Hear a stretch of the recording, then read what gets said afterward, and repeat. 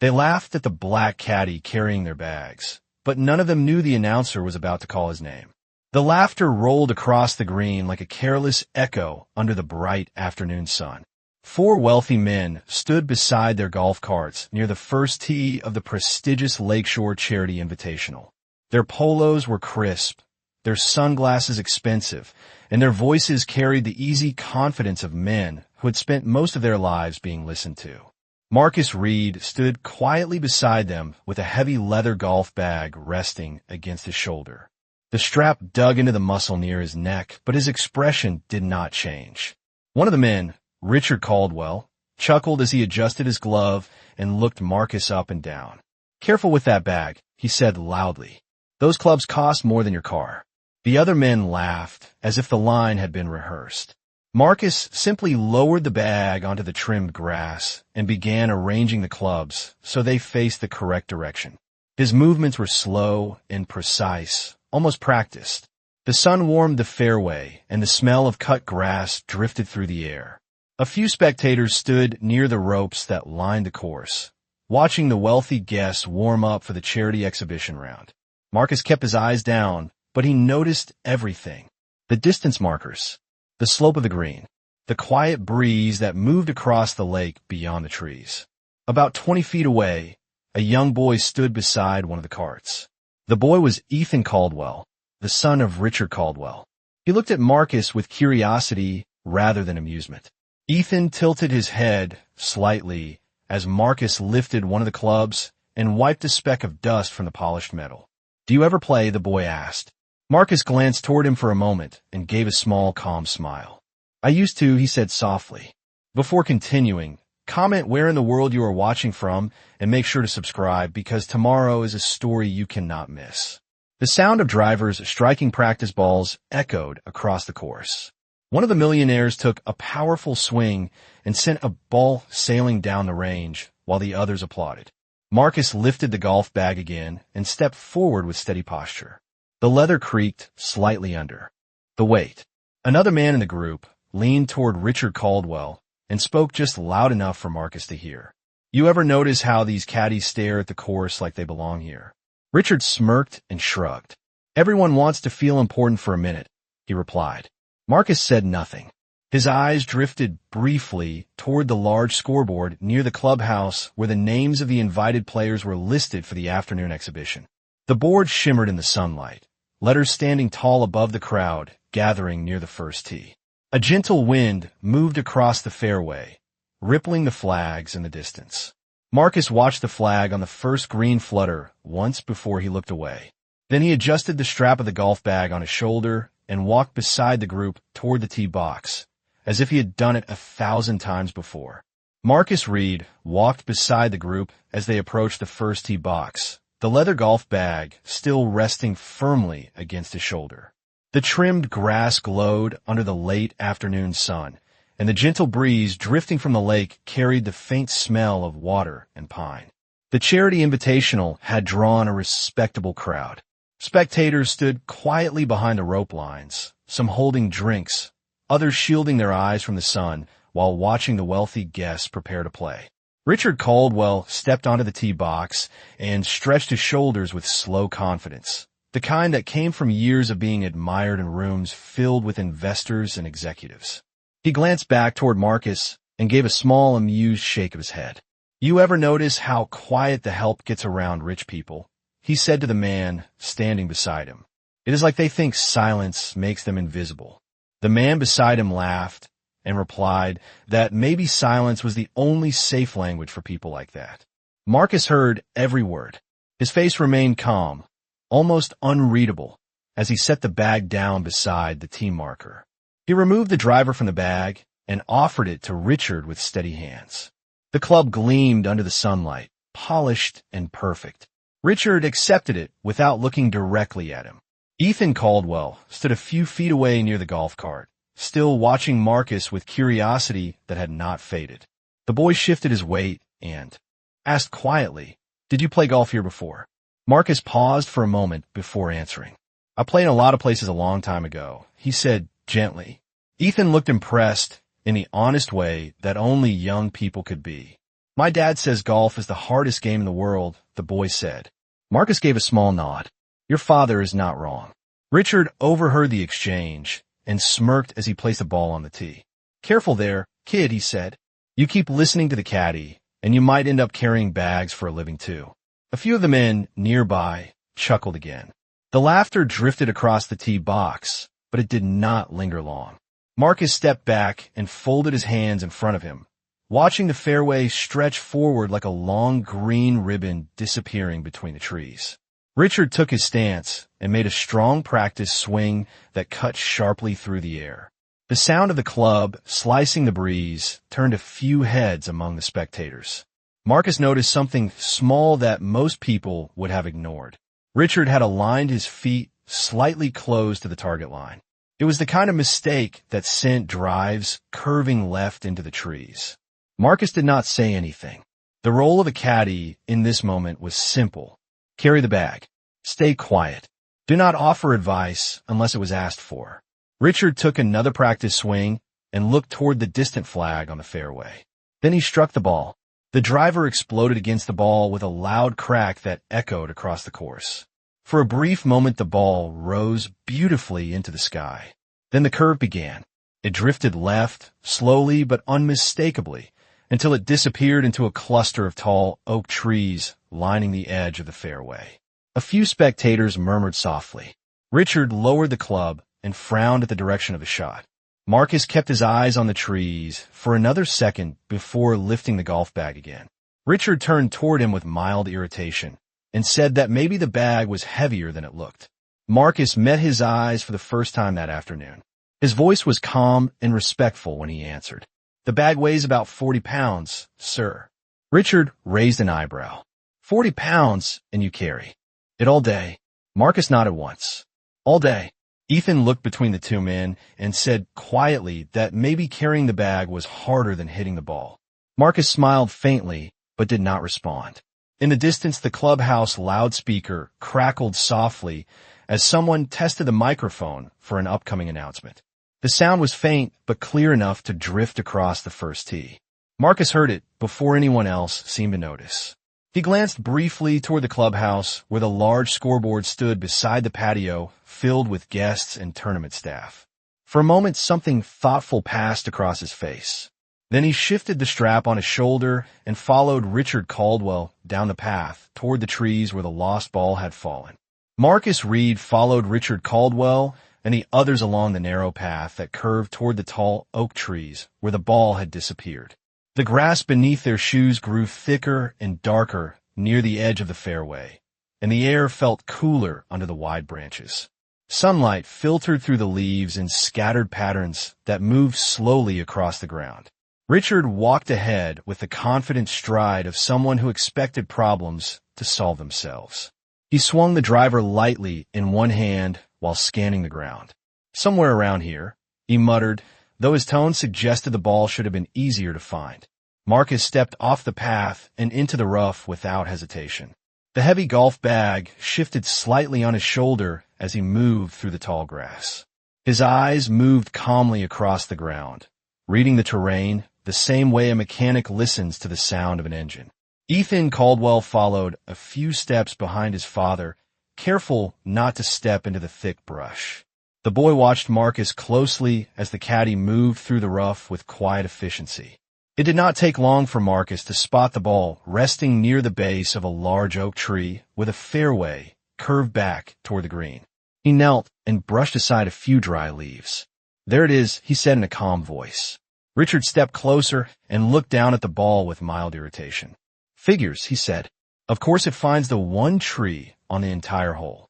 The other men laughed again, as if the situation itself had decided to entertain them. Richard studied the angle between the ball and the fairway. The branches above hung low, forming a tangled roof of leaves that blocked a clear shot toward the green.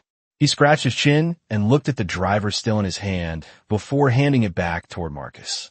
Give me the 7-iron, he said. Marcus placed the bag on the ground and unzipped the side pocket before pulling out the club with steady hands. He handed it to Richard without speaking. Ethan watched the exchange carefully and then looked at the angle toward the fairway. That tree is blocking everything, the boy said quietly. Richard shrugged, as if the problem was minor. That is why we improvise, son. Golf is a thinking game. Marcus stepped back once Richard took his stance beside the tree. The rough grass brushed softly against Marcus' shoes as he folded his hands together. His eyes moved from the ball to the open space between the branches. He noticed something small again. Richard was aiming too directly at the fairway.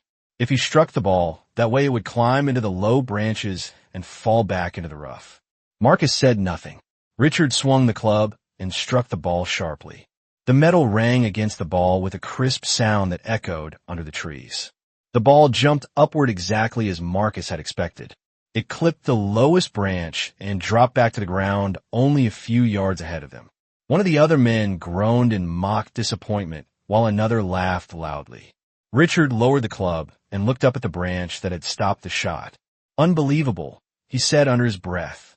Marcus walked forward and lifted the golf bag again. The leather strap creaked slightly as he settled it against his shoulder. Ethan glanced toward him and spoke in a thoughtful voice. Did you know that would happen? Marcus looked down at the ball resting in the rough, and then back toward the open fairway beyond the trees. The wind moved softly through the branches above them.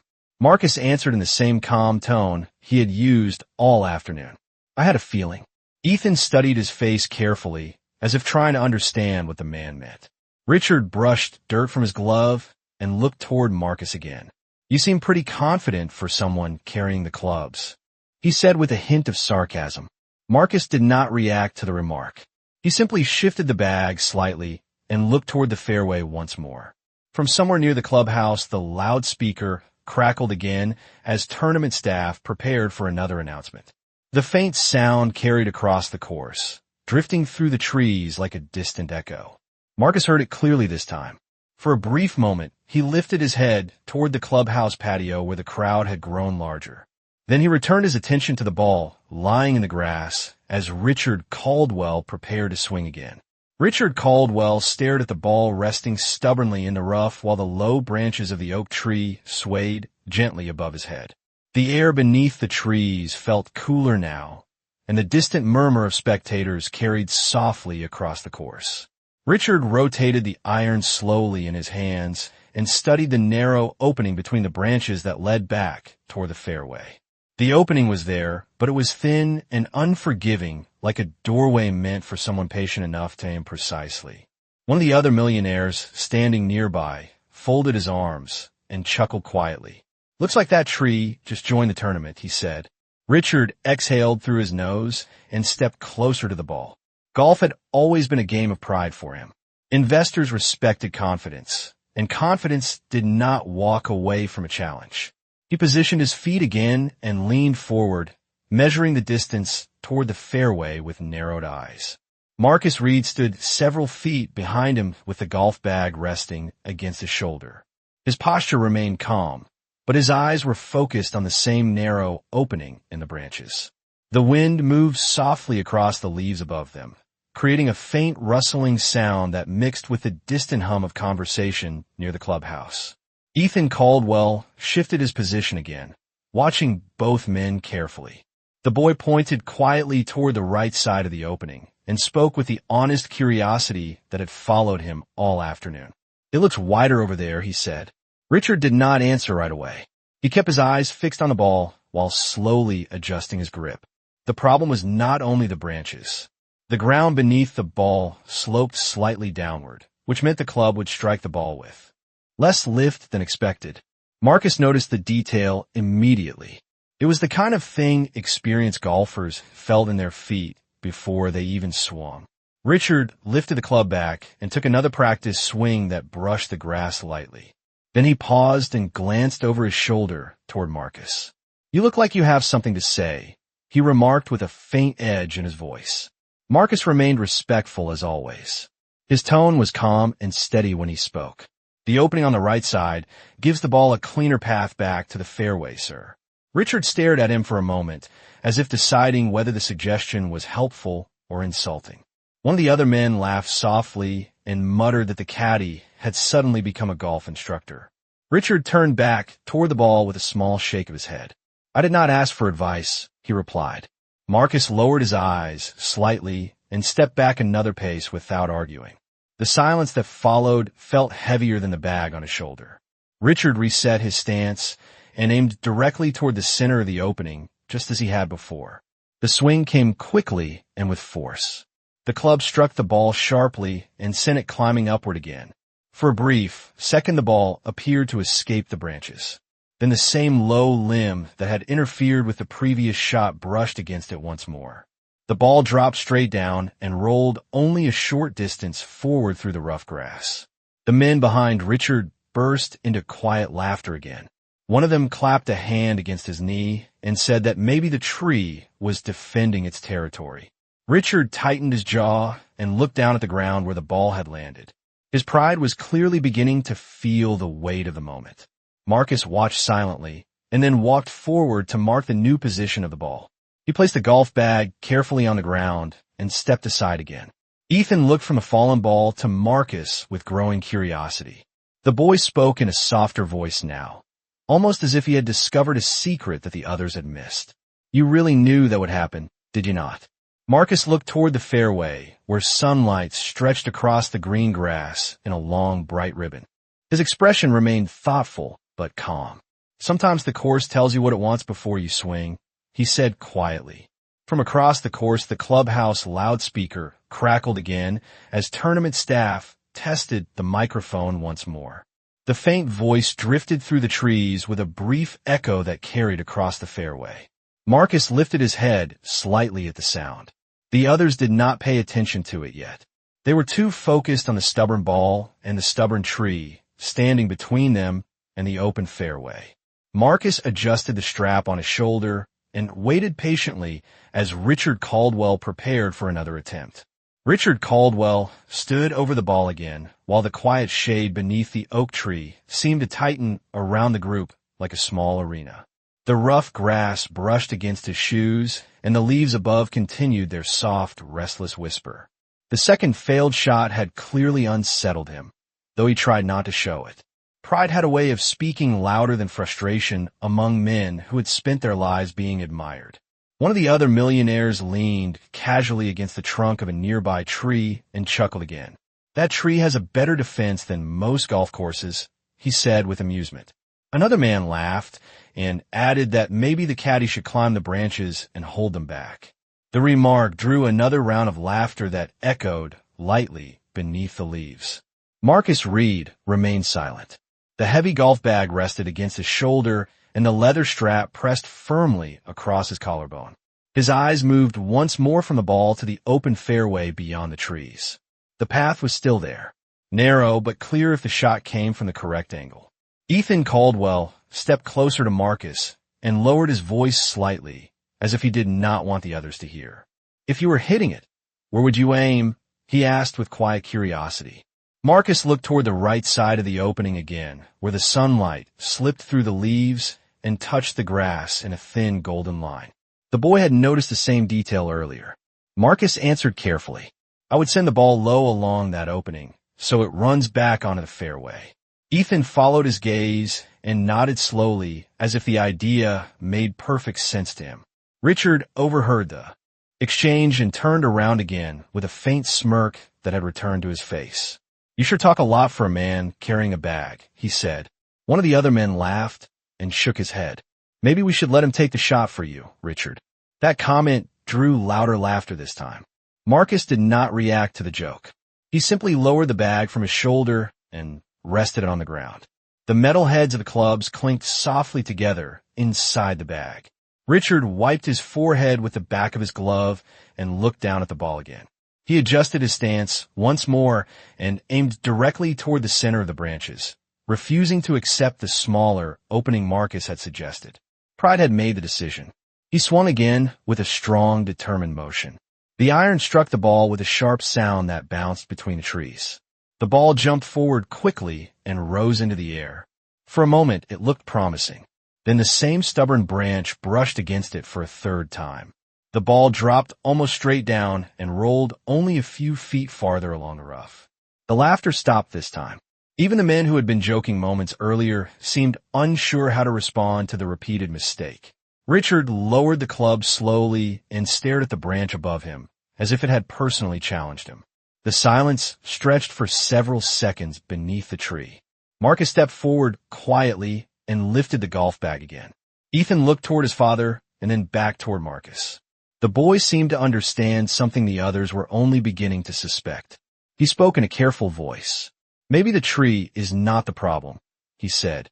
Richard did not answer right away. His jaw tightened slightly as he looked at the ball lying in the rough once more. Marcus waited patiently a few steps behind him. From across the fairway, the clubhouse loudspeaker crackled again as tournament staff prepared to make another announcement. This time the voice testing the microphone was louder and clearer than before. The faint echo carried across the open grass and drifted beneath the oak branches. Several spectators near the rope line turned their heads toward the clubhouse patio where the large scoreboard stood beside the gathered crowd. Marcus lifted his eyes toward the distant building for a brief moment. Something calm and thoughtful passed across his face again. Then he returned his attention to the ball at Richard Caldwell's feet while the quiet wind continued to move through the leaves above them. Richard Caldwell remained standing over the stubborn golf ball while the quiet shade beneath the oak tree seemed heavier than before. The earlier laughter had faded, replaced by a silence that carried a faint tension through the group. Even the men who had been joking moments earlier now watched with a mixture of curiosity and impatience. Pride had placed Richard in a difficult position. Walking the ball out to the fairway would feel like surrender, yet the narrow opening between the branches continued to challenge him. Marcus Reed stood several steps behind him with the golf bag resting once again against his shoulder. The weight pressed in his collarbone, but his posture remained calm and steady.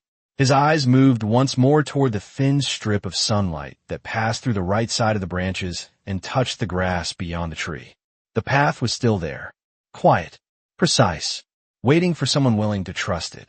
Ethan Caldwell noticed Marcus looking toward the same opening again. The boy stepped closer and lowered his voice. "That way still looks easier," he said carefully. Marcus gave a small nod.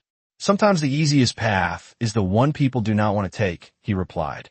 Richard heard the quiet conversation again and turned slowly toward them. The faint smirk had returned to his face, though it carried a sharper edge this time. "You two planning the shot together now," he said. One of the other men laughed softly and said that perhaps the caddy had been studying the course all morning. Richard shook his head and exhaled slowly as he looked back at the ball. Golf rewarded patience, but it punished stubbornness. The branch above seemed to hang lower with every failed attempt. Richard wiped his glove across his forehead and spoke again without looking back. "If you know so much about the shot, why do you not show us how it is done?" he said with a tone that carried more sarcasm than invitation. The other men chuckled again, as if the suggestion itself were ridiculous. Marcus remained quiet for a moment.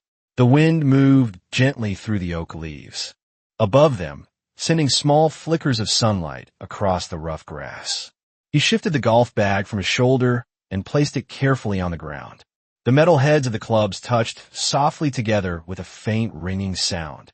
Richard watched him with raised eyebrows as Marcus stepped forward to examine the ball resting in the rough. Marcus did not reach for a club. He simply looked at the ground beneath the ball and then toward the opening in the branches. His voice remained calm and respectful. "The ground slopes slightly downward here, sir. The ball will stay low if it is struck cleanly." Richard crossed his arms and tilted his head slightly.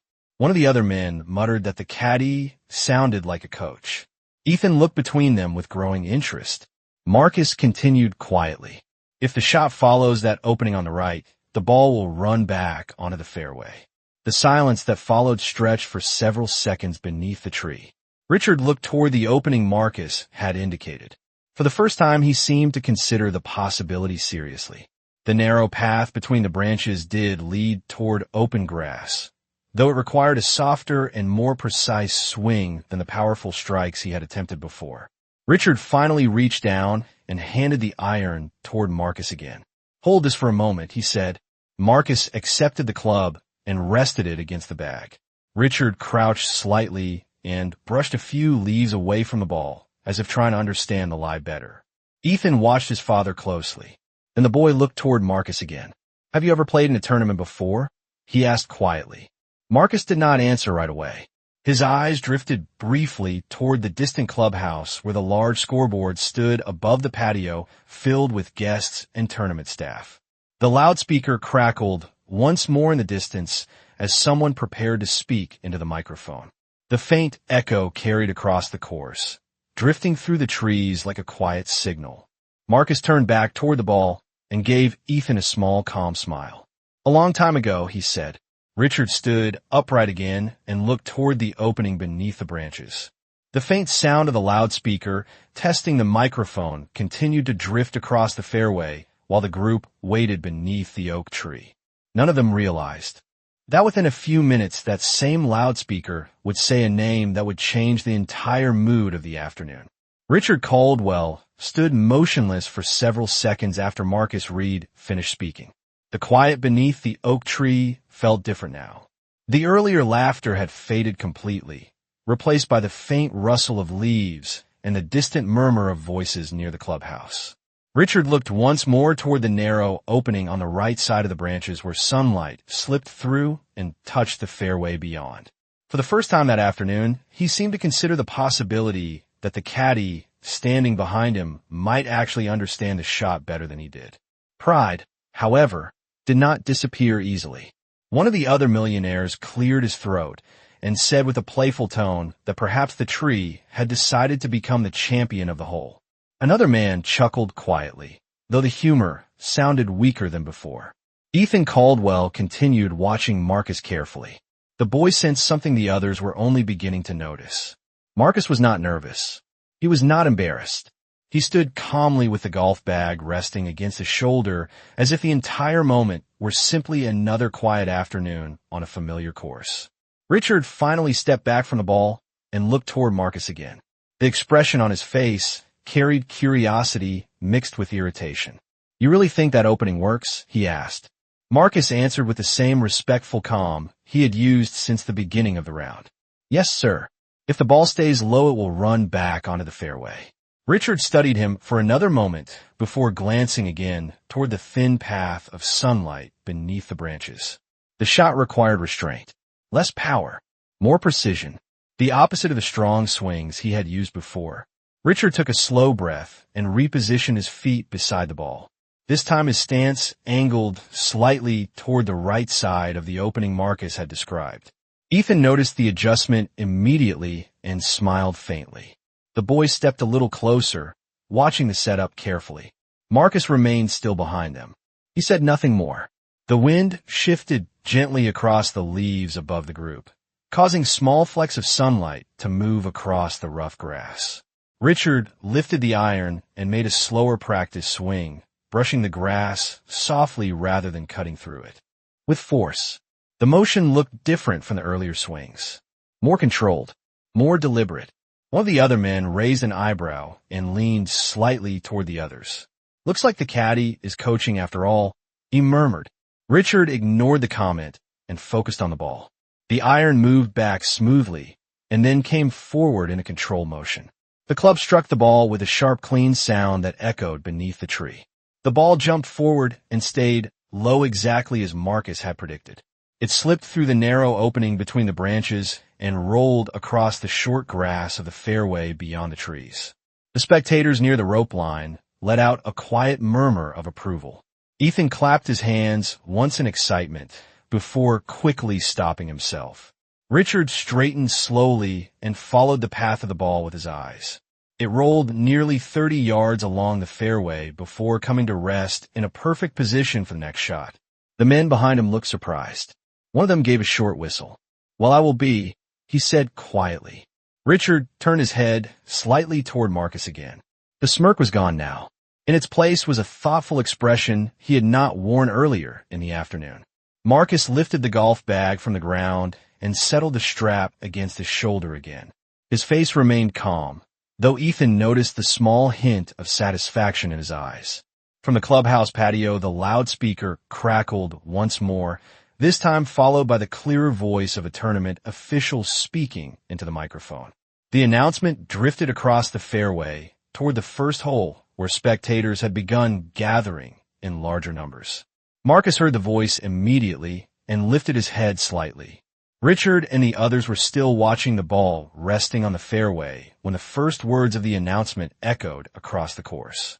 The official voice sounded formal and confident as it welcomed the guests to the exhibition round. The breeze carried the sound through the trees while the crowd, near the clubhouse, grew quiet.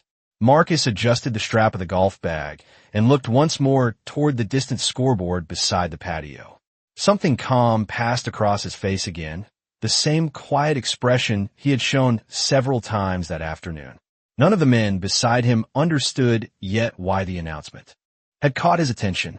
The ball resting safely on the fairway changed the mood beneath the oak tree more than anyone expected. A moment earlier the air had been filled with quiet laughter and careless remarks, but now the group stood in thoughtful silence. Richard Caldwell watched the ball for several seconds as if it had rolled there by some unexpected accident.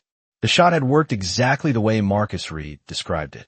Not powerful, not dramatic, just precise and controlled. One of the other millionaires finally broke the silence with a low whistle.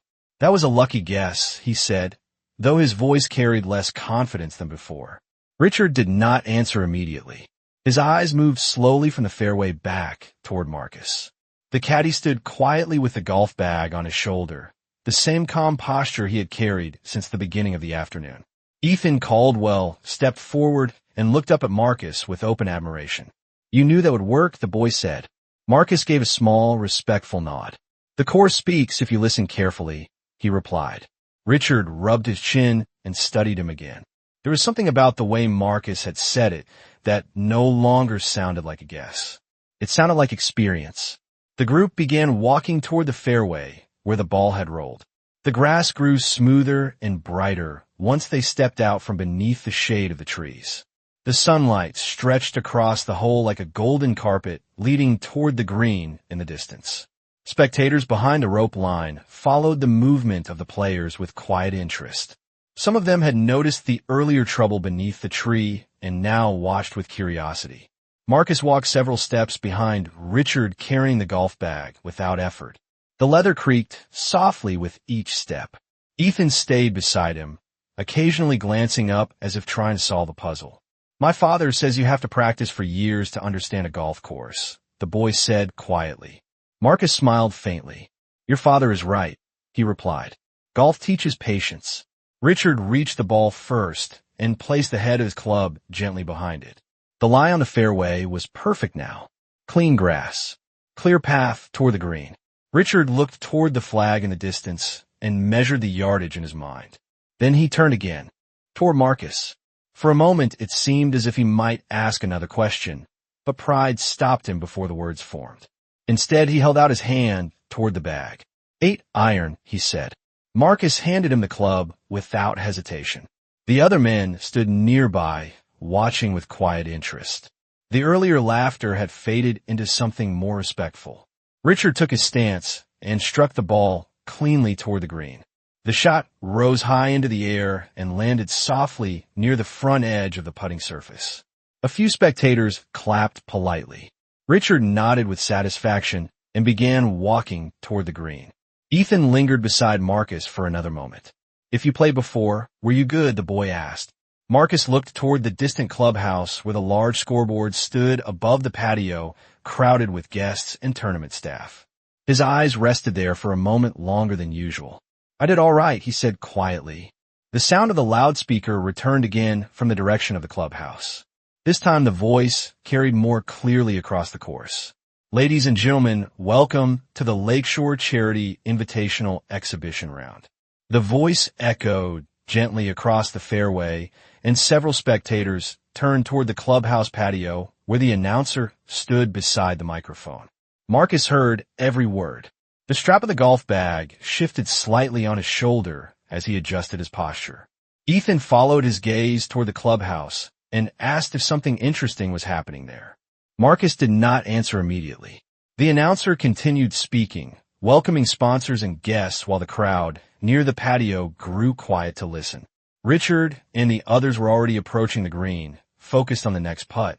Marcus remained near the fairway edge for a brief moment longer, watching the scoreboard beside the announcer's stand.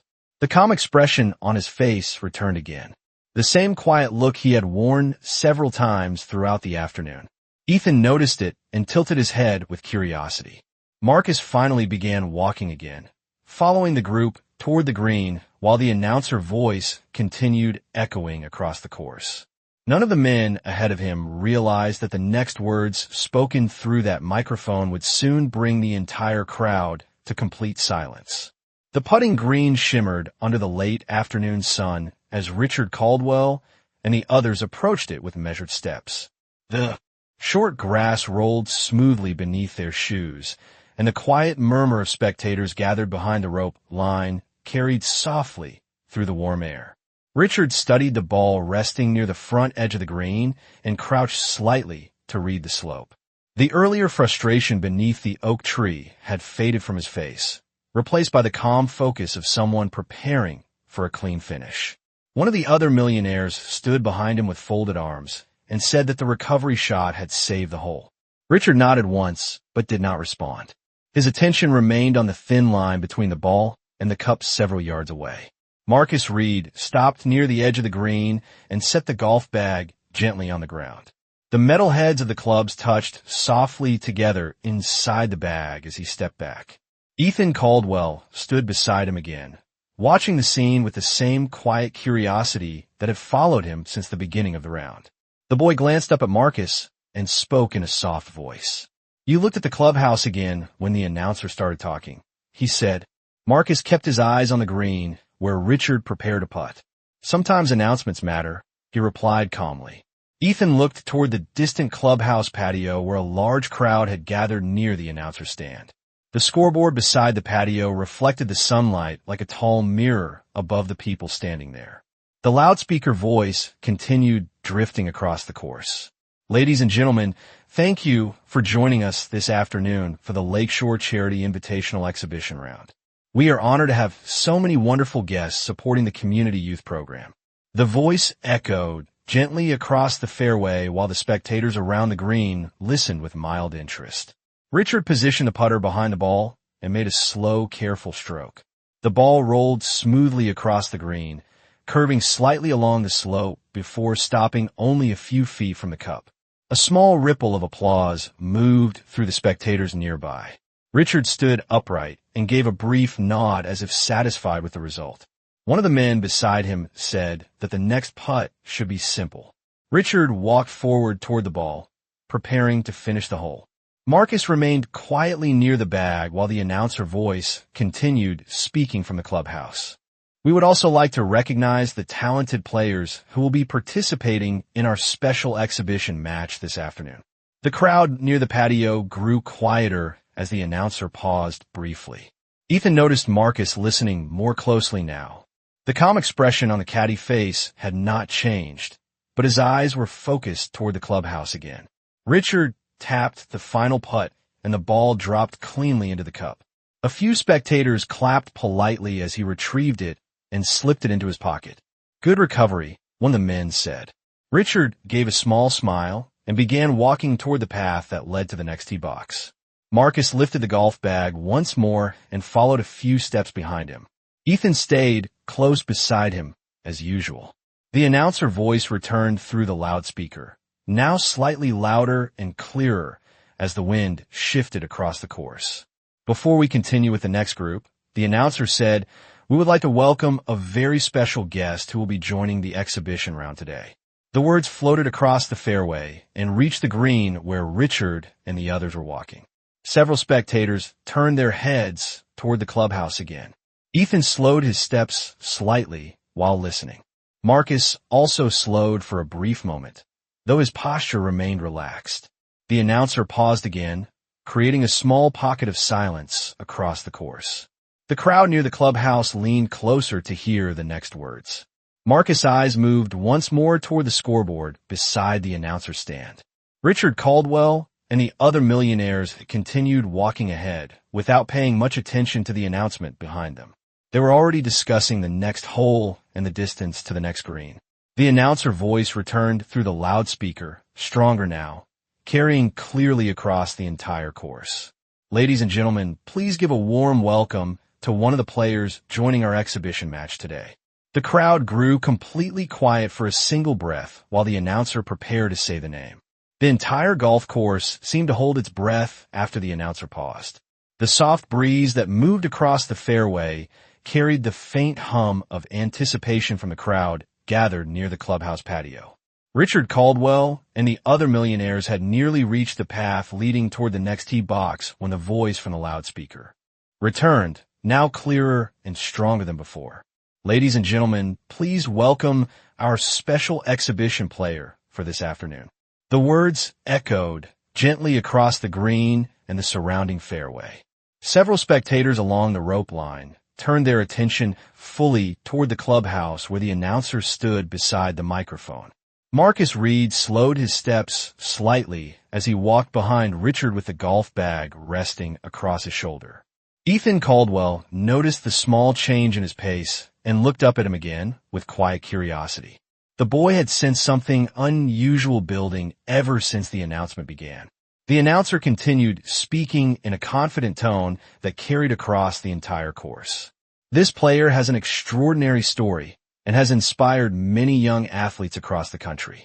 We are honored to have him joining us today for the charity exhibition match. A ripple of interest moved through the crowd near the clubhouse patio. People leaned closer to hear the name that would follow. Richard Caldwell stopped walking for a moment and glanced over his shoulder toward the clubhouse. One of the other millionaires shrugged and said that the event organizers probably invited some celebrity athlete to attract attention. Another man nodded and said that charity tournaments always loved dramatic introductions. Ethan continued looking at Marcus instead of the clubhouse. The boy noticed that Marcus' face remained calm but thoughtful, the same quiet expression he had shown several times during the afternoon. Marcus' eyes were fixed on the announcer stand in the distance. The loudspeaker crackled softly again as the announcer prepared to continue. Ladies and gentlemen, please welcome our special exhibition guest and former national amateur golf champion. The words drifted slowly across the course, and the crowd grew noticeably quieter. Richard Caldwell raised his eyebrows with mild interest. Former national champion, he repeated under his breath. That might actually be worth watching. The announcer voice continued without pause.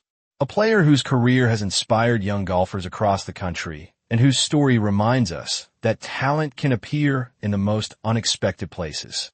Marcus remained completely still behind the group. The leather strap of the golf bag rested firmly across his shoulder, but his posture had changed slightly. Ethan noticed it immediately. The boy tilted his head and looked between Marcus and the clubhouse again, as if a realization was beginning to form. The announcer paused for a brief moment that seemed to stretch across the entire fairway. The spectators near the clubhouse leaned forward in anticipation.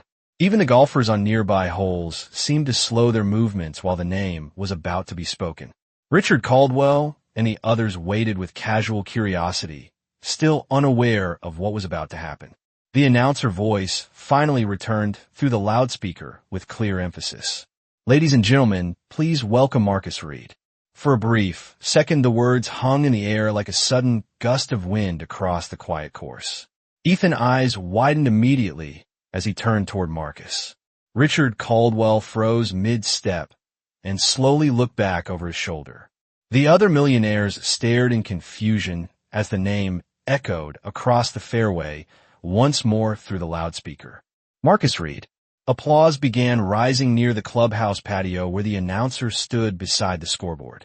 Several spectators closer to the green began clapping as well after recognizing the name.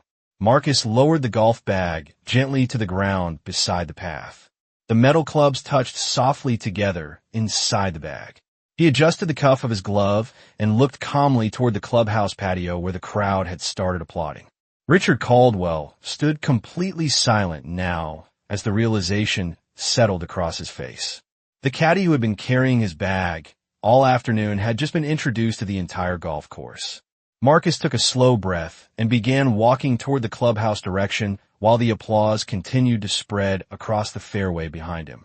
The applause spreading across the golf course moved like a slow wave of sound that reached the green, the fairway, and finally the narrow path where Richard Caldwell and the other millionaires still stood frozen. For several seconds, no one spoke. The words from the loudspeaker still echoed faintly in the warm afternoon air. Marcus Reed. The name had carried across the entire course with calm certainty, and now the crowd, near the clubhouse patio, was clearly reacting to it. More people began clapping as the announcer repeated the welcome. Marcus Reed, former national amateur champion, joining our exhibition match today. Marcus Reed stood beside the path where he had gently placed the golf bag on the grass. His posture remained calm, the same quiet confidence he had carried all afternoon while walking behind the group. Ethan Caldwell stared at him with wide eyes, the pieces finally falling together in the mind of the curious boy. "You are the player," Ethan said softly.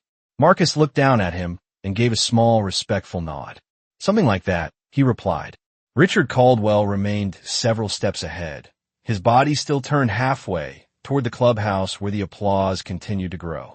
The realization moved slowly across his face. He looked from Marcus to the bag that had been resting on the caddy's shoulder only moments earlier. The same bag that Marcus had carried across the fairway, without complaint while listening to every careless remark. One of the other millionaires cleared his throat awkwardly. "Wait a minute," he said quietly. "You mean the caddy was the champion the whole time?" The words sounded strange even as he spoke them. Another man rubbed the back of his neck and glanced toward Marcus with sudden embarrassment. The laughter from earlier beneath the oak tree seemed very far away now. Richard finally walked back toward Marcus with slower steps than before. The confident posture he had shown all afternoon had softened into something closer to uncertainty. The applause from the clubhouse patio continued drifting across the fairway, while several spectators near the rope line began turning toward Marcus with recognition. Some of them had already started whispering his name. Richard stopped a few feet away and looked directly at him for the first time without the earlier smirk. "You were carrying my bag," he said quietly. Marcus nodded once. "It was a good walk," he replied calmly. Ethan could not hide his excitement any longer. "My dad said golf takes years to understand, and you knew the shot the whole time," the boy said. Marcus smiled slightly. "Sometimes the course speaks if you listen," he repeated gently. Richard looked down at the golf bag, resting on the grass, and then back at Marcus again. The silence between them lasted several seconds while the applause from the clubhouse continued. "I made a fool of myself out here today," Richard said finally. Marcus shook his head slowly. "No, sir," he replied. "You played the course the same way everyone does." Richard studied his face as if searching for sarcasm, but found none. Marcus' voice carried no bitterness, only calm honesty. One of the other millionaires stepped forward and extended a hand toward Marcus with an awkward smile. "I think we owe you an apology," he said. Marcus accepted the handshake politely. "No apology is necessary," he answered. "We were all just enjoying the game." The loudspeaker voice returned once more from the clubhouse patio. "Marcus Reed, please join us at the first tee for the exhibition match." The crowd near the patio applauded again, while several spectators closer to the green began pointing toward Marcus' location. Ethan looked up at Marcus with admiration that was impossible to hide. "You are really going to play now," he said. Marcus lifted the golf bag from the ground and rested it across his shoulder once more. For a brief moment he looked at Richard Caldwell and the other men standing beside the path. His voice remained calm and respectful. "Thank you for the walk across the course," he said. Then he turned toward the clubhouse and began walking toward the first tee where the announcer and the waiting crowd were expecting him. Marcus Reed walked steadily along the path toward the clubhouse and the first tee while the applause continued to rise across the golf course. The sound followed him like a warm current carried by the afternoon breeze.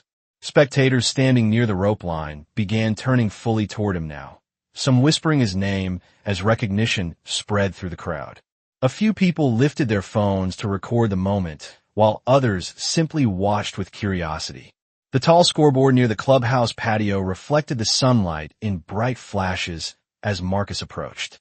Behind him, Richard Caldwell and the other millionaires remained standing near the path in stunned silence. The scene that had unfolded only minutes earlier beneath the oak tree replayed clearly in Richard's mind. The careless jokes, the laughter, the quiet caddy carrying the bag without complaint. Richard exhaled slowly and shook his head as if trying to clear the weight of the realization. One of the men beside him spoke quietly. We were standing next to a national champion, and we treated him like the help. The words carried a mixture of disbelief and embarrassment. Richard did not respond immediately. His eyes followed Marcus walking toward the first tee, where the announcer waited beside the microphone stand. Ethan Caldwell had already begun jogging lightly along the rope line to get a better view near the tee box. The boy could barely contain his excitement. When Marcus reached the edge of the patio area, a tournament official stepped forward to greet him with a firm handshake.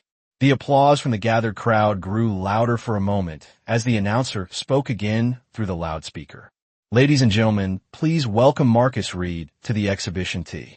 Marcus placed the golf bag down beside the tee marker and accepted a club from one of the officials assisting with the exhibition round.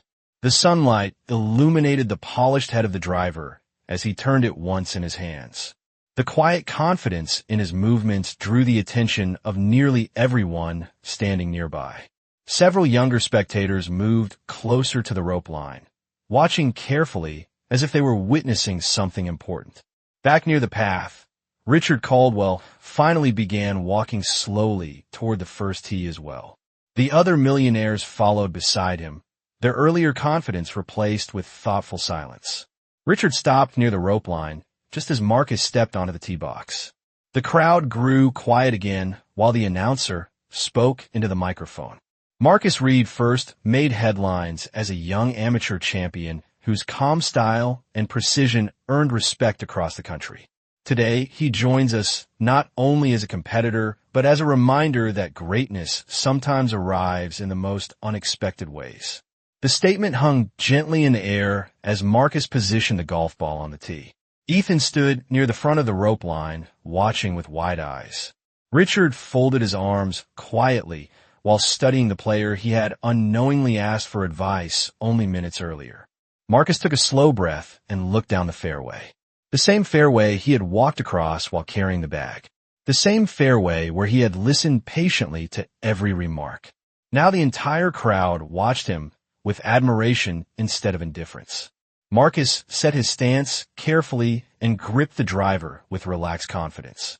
The wind moved lightly across the grass while the flag near the distant green fluttered softly. For a brief moment the course felt perfectly still. Then Marcus swung the club with smooth, effortless power. The driver struck the ball with a clean, bright sound that echoed across the course. The ball rose high into the blue sky and traveled straight down the center of the fairway, flying farther than any shot played earlier that afternoon. A wave of impressed murmurs spread through the crowd, followed quickly by loud applause. Ethan clapped enthusiastically while several spectators shook their heads in amazement. Richard Caldwell watched the ball land perfectly in the center of the fairway, nearly 300 yards away. He lowered his eyes briefly and let out a quiet breath. Sometimes the course speaks if you listen, he murmured to himself, repeating the words Marcus had spoken earlier beneath the oak tree. The ball that Marcus Reed sent soaring down the fairway continued to roll long after it touched the grass, finally coming to rest in the exact center of the hole, as if the course itself had opened a path for it. The applause that followed was louder than anything heard that afternoon. Spectators along the rope line clapped enthusiastically while others shook their heads in admiration. Some of the younger golfers standing near the clubhouse leaned forward with wide eyes, watching the calm player who had just delivered the longest and most effortless drive of the entire event. Marcus remained still for a moment on the tee box, the driver resting lightly in his hands. His expression did not change. The same quiet confidence that had followed him across the course while carrying the bag remained on his face. The announcer voice returned through the loudspeaker, filled with enthusiasm. That is the kind of shot that made Marcus Reed a national amateur champion. The words drifted across the course as the crowd continued clapping. Near the rope line, Richard Caldwell stood silently with his arms folded. The ball still resting in the center of the fairway seemed almost symbolic now. Only a short time earlier Marcus had been walking behind him, carrying a bag and listening to careless remarks. Now the same man stood on the tee box with the entire tournament watching him. Ethan Caldwell was clapping the loudest of anyone near the rope line. "That was incredible," he shouted with excitement. Marcus looked toward the crowd and gave the boy a small nod of appreciation. Then he stepped down from the tee box and began walking toward the fairway where the ball had landed. The crowd slowly followed along the rope line as the exhibition round continued. Richard hesitated for a moment before stepping forward as well. As Marcus approached the fairway, Richard closed the distance between them and spoke in a quieter voice than he had used all afternoon. "I owe you more than a handshake," he said. Marcus stopped and looked at him calmly. Richard continued speaking. "Earlier today, I thought I understood this game. I thought I understood the people around me. Turns out I was wrong about both." Marcus considered the words for a moment. The breeze moved gently across the fairway, and the flag near the green fluttered softly. "Golf has a way of teaching people things," Marcus replied. "Sometimes it teaches patience. Sometimes it teaches humility." Richard nodded slowly, accepting the lesson without argument. Ethan stepped closer beside them, still smiling with excitement. "You're my favorite player now," he said honestly. Marcus laughed softly for the first time that afternoon. "Just remember the real lesson," he told the boy. "Respect the game and respect the people walking the course with you." Ethan nodded seriously, as if the advice carried more weight than any golf instruction he had ever heard. The exhibition round continued across the course, with Marcus delivering precise shots that kept the crowd watching every movement. By the time the final hole ended, the applause had followed him from tee to green across the entire course. As the sun began lowering toward the horizon, Marcus stood once more near the clubhouse patio where the scoreboard displayed the results of the exhibition match. The crowd gave him one final round of applause before slowly beginning to disperse. Richard Caldwell approached him again and extended his hand, this time without hesitation. "Thank you for reminding me what this game is really about," he said. Marcus shook his hand calmly. "It is never about the clubs or the money," he replied. "It is about the character you bring to the course." Richard watched him walk away toward the parking area where the evening light stretched across the grass in long golden lines. Only then did he fully understand the quiet lesson hidden inside the afternoon. They had laughed at the man carrying the bag. In the end, he was the one who carried the dignity of the entire game. "Ma'am, this is a courtroom, not a shelter. Please take your seat somewhere outside." The young lawyer said it loudly enough for half the room to hear, and the faint ripple of laughter that followed slid across the polished wood walls like a cold draft. The woman he was pointing at did not respond. She sat quietly in the very last row of the courtroom, benches, her hands folded over a worn leather purse resting on her lap. Her name was Margaret Coleman, and she wore a simple navy coat that had clearly been mended more than once. The morning light streamed through the tall courthouse windows, casting long pale reflections across the marble floor, and the silence that followed the lawyer's remark seemed to stretch for a moment longer than anyone expected. A few spectators leaned toward one another, whispering guesses about who she might be. Some assumed she had wandered in from the hallway by mistake. Others thought she was related to the young defendant seated near the front. Margaret did not react to any of it. Her back remained straight, her eyes calm, as she looked toward the empty judge's bench at the front of the room. The attorney who had spoken was Richard Hale, a confident man in his early 30s whose tailored gray suit and sharp voice had already dominated the room since the hearing began. He adjusted the cuff of his sleeve as if brushing away the moment, then turned back toward the clerk's table, continuing a quiet conversation with another lawyer who smirked under his breath.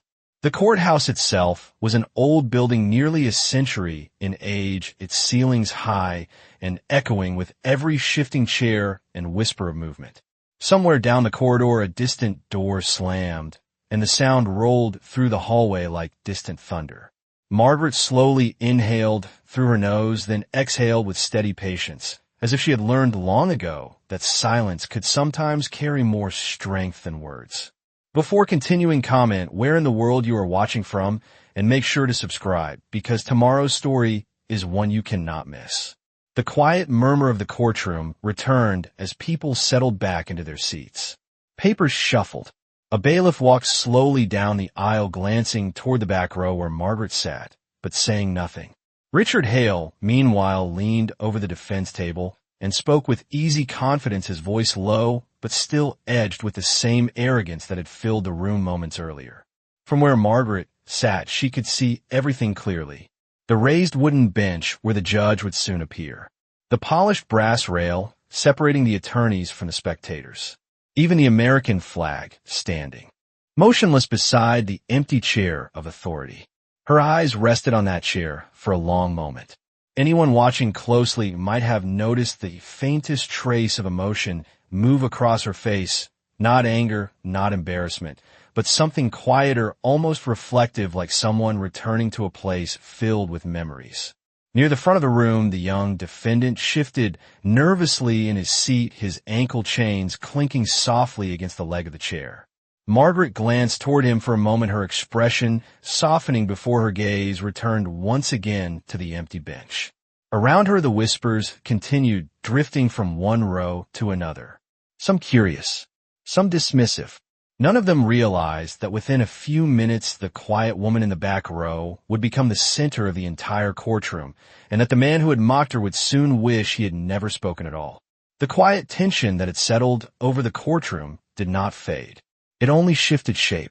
Margaret Coleman remained seated in the final row, her hands resting gently on the worn leather purse in her lap, while the faint hum of whispered conversation slowly returned around her. The courthouse clock mounted high above the rear doors ticked steadily, marking the slow approach of the morning hearing. Richard Hale stood near the front of the room, speaking confidently with the assistant prosecutor, his voice carrying just enough for nearby spectators to hear the calm rhythm of a man who believed he controlled every detail of the room. His earlier remarks still lingered in the air like a faint echo, though he had already dismissed it from his mind. For him, the woman in the back row was nothing more than a momentary distraction, a stray figure who had wandered into a place meant for professionals.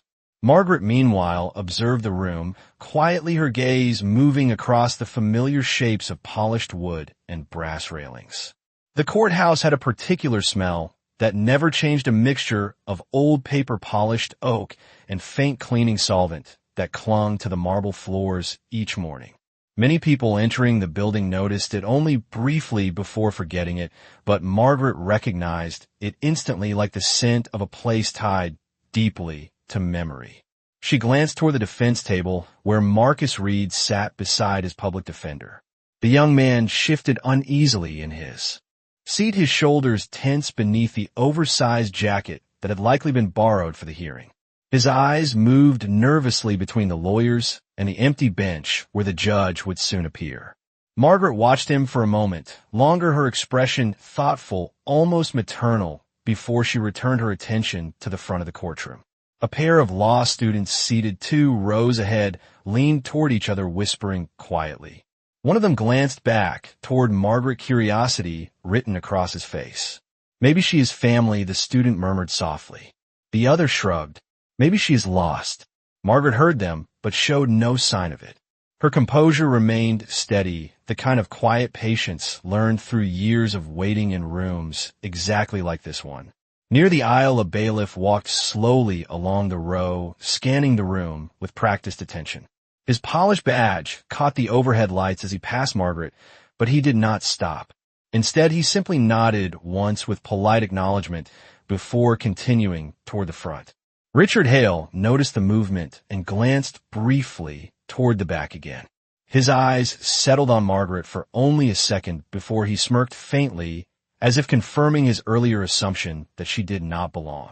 He adjusted the knot of his tie and turned back to his papers, spreading them neatly across the polished table in front of him.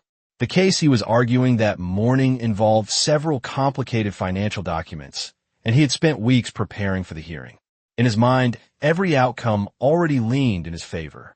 Confidence radiated from him with the quiet certainty of a man accustomed to winning. The low murmur of voices faded suddenly as the courtroom doors opened again. A clerk stepped inside, carrying a stack of folders which she placed neatly on the clerk desk near the judge bench. She exchanged a brief word with the bailiff, then straightened the microphone positioned near the front. The sound of the courthouse clock seemed louder, now each passing second echoing faintly against the high ceiling. Margaret shifted slightly in her seat, adjusting the sleeve of her coat. Her eyes lifted once more to the tall wooden chair behind the bench. Anyone watching closely might have noticed the subtle change in her breathing, the slow, controlled inhale of someone preparing for something important. But no one in the room paid attention. Most were focused on the attorneys or the case about to begin. Richard Hale leaned back slightly in his chair, glancing toward the doors with casual impatience. In a few moments the judge would enter, and the hearing would begin exactly as he expected.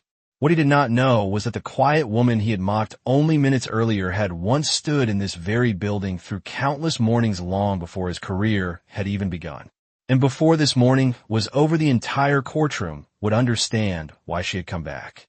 The slow rhythm of the courthouse clock continued to echo above the wooden doors while the room settled into a quieter stillness. Margaret Coleman remained seated in the back row, exactly where she had been since the morning began. Her posture was straight, but relaxed the way someone sits when patience has been practiced for many years.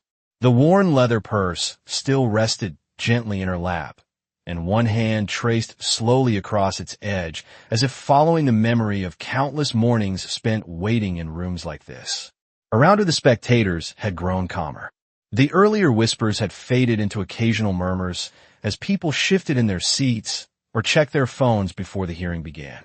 At the front of the courtroom, Richard Hale leaned over the polished table, reviewing a stack of documents with confident focus.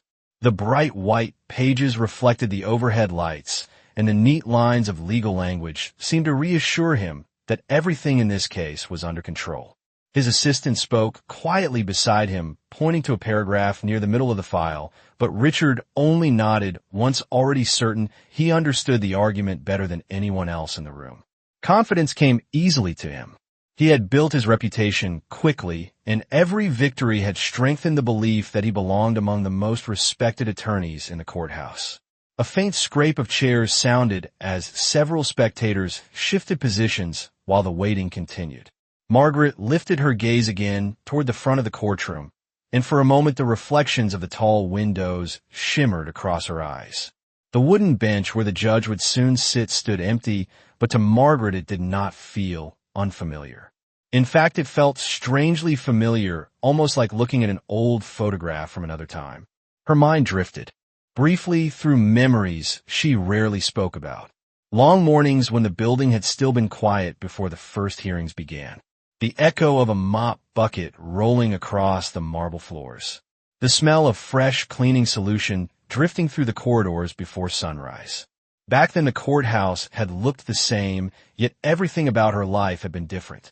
A younger Margaret had walked these same hallways carrying heavy buckets of water while her small son waited in a corner office doing homework beside a desk lamp. Some nights she had finished cleaning after midnight while the boy slept curled beneath a folded coat on a bench outside the courtroom. She remembered the sound of his pencil scratching across paper as he studied borrowed books from the public library, determined to understand the world that existed inside these walls. Margaret closed her eyes for a moment as the memory passed through her like a quiet breeze.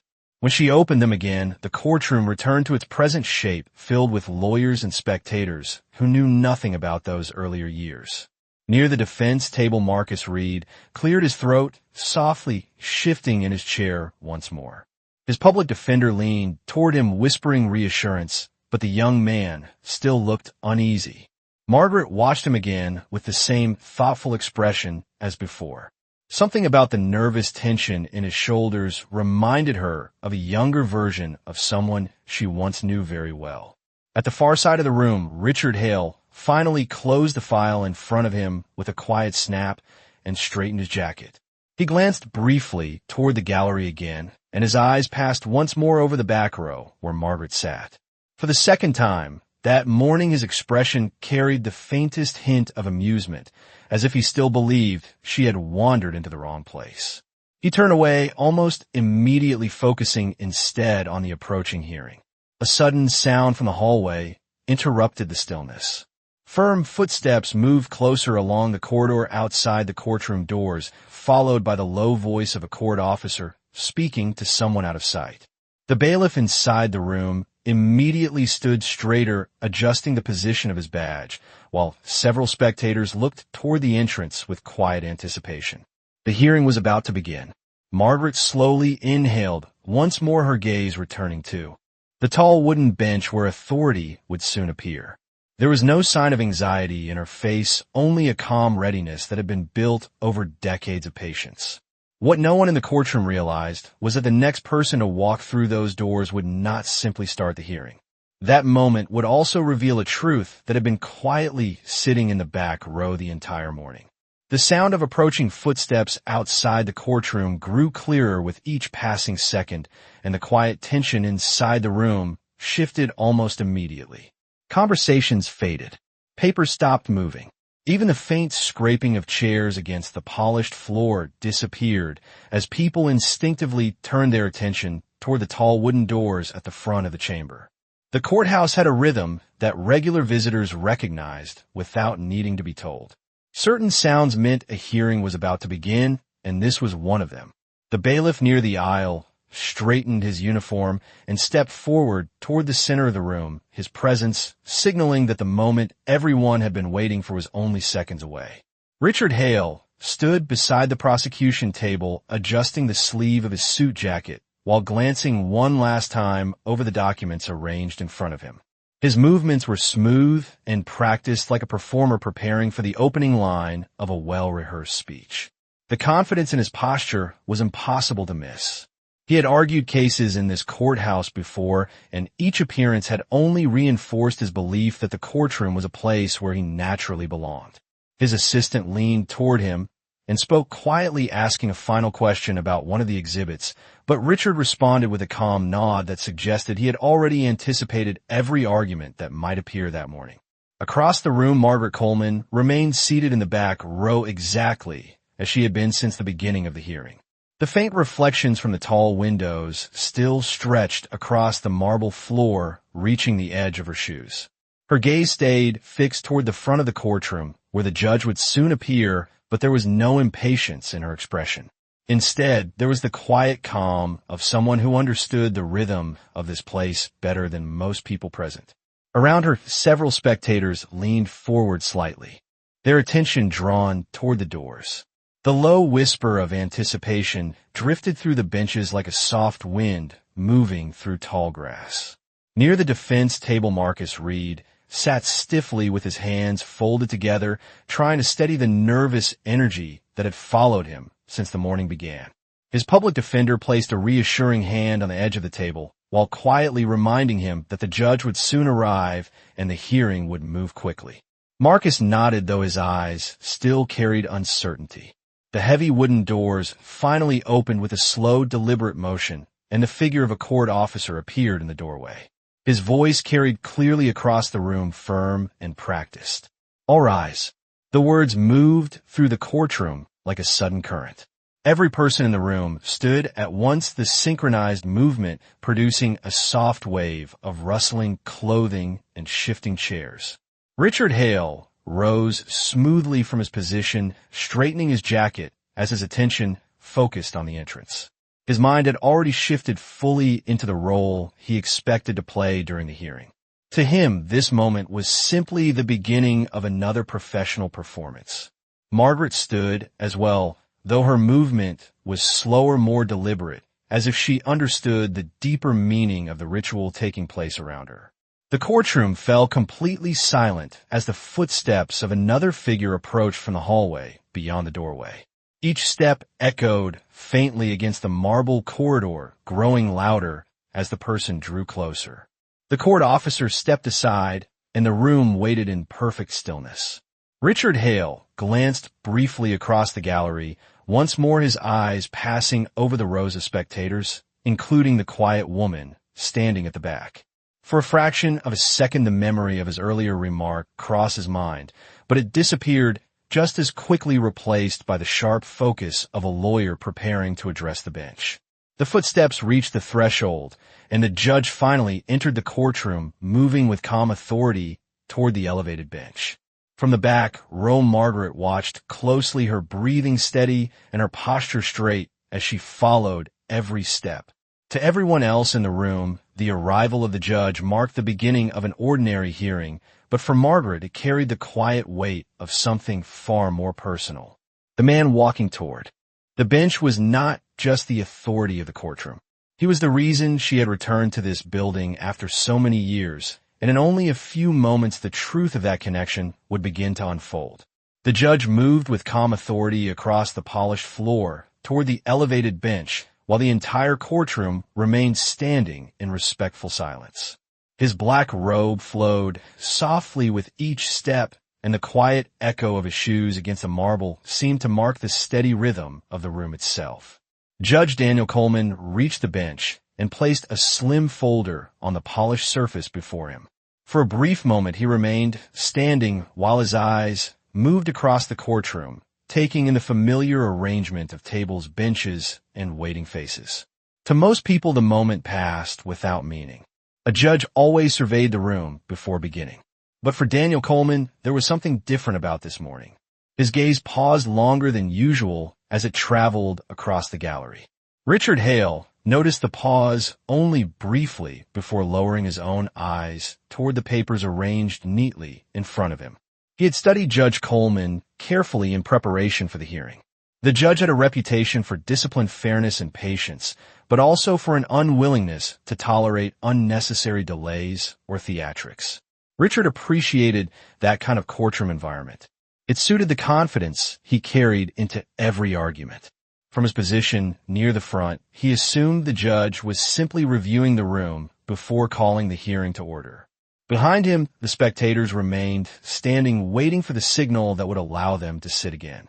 Margaret Coleman stood quietly in the final row, her posture straight and composed as the morning light continued to spill through the tall windows behind her.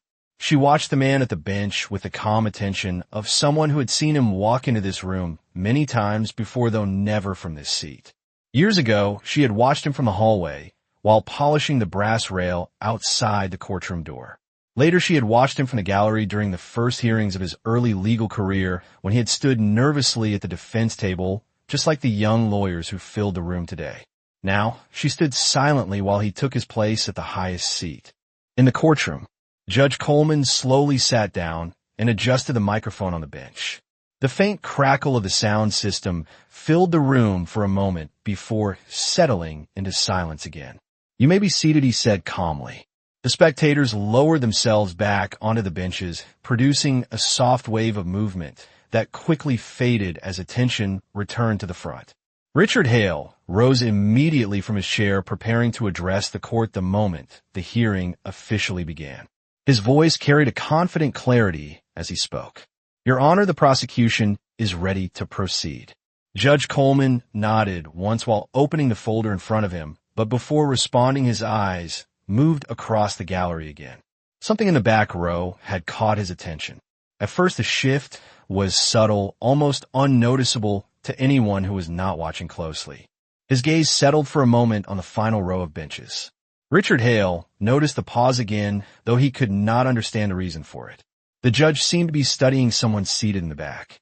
Curious, Richard allowed his eyes to follow the direction of the judge's gaze, and they landed once more on Margaret Coleman.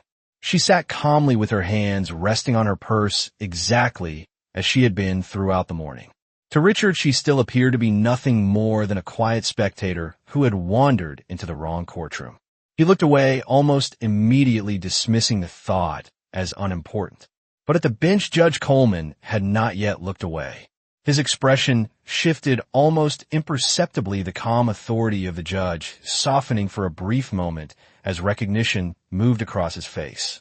The silence stretched slightly longer than expected before he finally spoke again, his voice steady, but carrying a hint of something more personal beneath the formality of the courtroom. "Before we begin," he said slowly, "I would like to acknowledge someone present in the gallery today." A faint ripple of curiosity moved through the room as spectators exchanged confused glances. Richard Hale straightened, slightly unsure what had prompted the unexpected remark.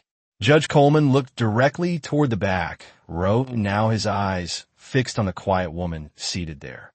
For a moment, the entire courtroom followed his gaze, though most people still did not understand what they were looking at. Margaret met his eyes without surprise, her calm expression unchanged as the weight of the moment quietly gathered in the room. The courtroom remained still after Judge Daniel Coleman spoke the unexpected words. The quiet tension that followed seemed to settle across every bench and table in the room. Lawyers paused with their hands resting on folders. The bailiff stood motionless beside the aisle. Even the soft ticking of the courthouse clock felt louder than before. Judge Coleman kept his gaze fixed toward the back row, where Margaret Coleman sat calmly beneath the tall windows. The morning light framed her figure in a soft glow that stretched across the polished marble floor. To most people in the room, she still looked like an ordinary spectator, a quiet older woman with a simple coat and a worn purse resting in her hands. But the way the judge looked at her carried a weight that no one could ignore. Richard Hale shifted slightly at the prosecution table, trying to understand what was happening. He glanced toward the gallery again, following the direction of the judge's eyes. His expression showed mild confusion mixed with impatience. The hearing had not even begun, and already the courtroom routine was being interrupted. In his mind, the case in front of the court was the only matter that deserved attention that morning. The spectators whispered softly among themselves, wondering who the judge might be referring to. A woman seated near the middle of the gallery leaned forward, trying to see past the shoulders of the people in front of her. Another man turned in his seat, looking toward the back row with growing curiosity. Margaret Coleman remained seated without any visible reaction. Her hands stayed folded calmly over the purse in her lap, and her eyes remained steady as they met the gaze of the judge at the bench. There was no surprise in her expression, only a quiet patience that seemed to stretch across the room like a calm presence in the middle of a storm. Judge Coleman leaned slightly forward in his chair, his voice gentle but clear as he continued to speak. Before this hearing begins, there is someone here today who deserves recognition, he said. A faint murmur spread through the courtroom as the spectators exchanged puzzled looks. Richard Hale straightened, once more unsure whether the judge intended to address a member of the legal staff or perhaps a visitor connected to the case. But Judge Coleman did not look toward the lawyers. His attention remained fixed on the final row of benches. Slowly he lifted one hand and gestured respectfully toward Margaret. "Ma'am, would you please stand for a moment?" he said. The request surprised nearly everyone in the room. Several spectators leaned sideways to see more clearly. Margaret paused briefly, then rose from her seat with quiet dignity. The movement was slow and deliberate, as if she had practiced patience for many years and saw no reason to hurry now. The light from the tall windows behind her framed her silhouette against the pale marble floor, and for the first time that morning every person in the courtroom was looking directly at her. Richard Hale felt a small knot of uncertainty tighten in his chest, though he could not explain why. The woman he had dismissed earlier now stood calmly under the attention of the entire courtroom, and something about the moment felt unexpectedly important. Judge Coleman watched her with a softness that contrasted with the formal authority he carried only moments earlier. The expression on his face had changed in a way that many people in the room had never seen before. It was the look of someone who had suddenly stepped out of the strict role of a judge and into something far more personal. The silence deepened again as the weight of the moment settled across the courtroom. Then Judge Coleman spoke once more, his voice steady yet unmistakably warm. "I want everyone here to understand that the woman standing in the back of this courtroom has spent more years inside this building than most of us combined." The words caused a ripple of surprise to move through the spectators. Margaret lowered her eyes slightly, though her calm composure never changed. At the front of the room, Richard Hale felt the uneasy sensation that the entire situation was moving in a direction he had never anticipated. And deep inside the quiet walls of the courthouse, the truth that had been hidden in plain sight all morning was finally beginning to reveal itself. The words spoken by Judge Daniel Coleman seemed to hang in the air long after his voice faded. The quiet ripple of surprise that moved through the courtroom slowly settled into a deeper silence. People were no longer whispering now. They were watching.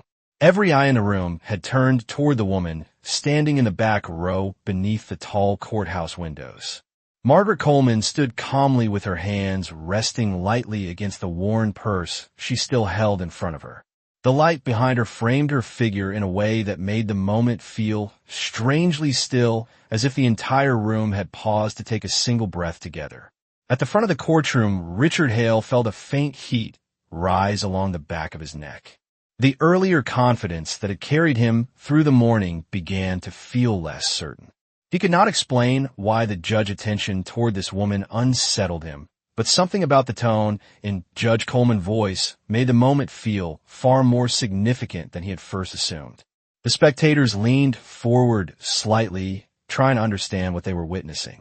A man seated near the aisle folded his arms slowly, while a woman beside him lifted her hand to cover her mouth in quiet curiosity. None of them had expected the hearing to pause for a moment like this. Judge Coleman remained seated at the bench, but the authority of his position seemed softened by the warmth in his expression. His eyes remained fixed on Margaret with a quiet respect that was impossible to ignore. For a few seconds, he did not speak again. Instead, he allowed the silence to settle across the room, as if giving the weight of the moment time to be felt. Margaret lowered her gaze slightly in a gesture that carried both humility and quiet strength. She had spent many years avoiding attention in places like this, and standing before a full courtroom was not something she had ever sought. Yet she did not appear uncomfortable. Instead, there was a calm steadiness in her posture, the kind that comes from a lifetime of perseverance. Judge Coleman finally spoke again, his voice measured and clear. Many people in this courthouse know the names of the attorneys who argue here and the judges who sit on this bench, he said slowly.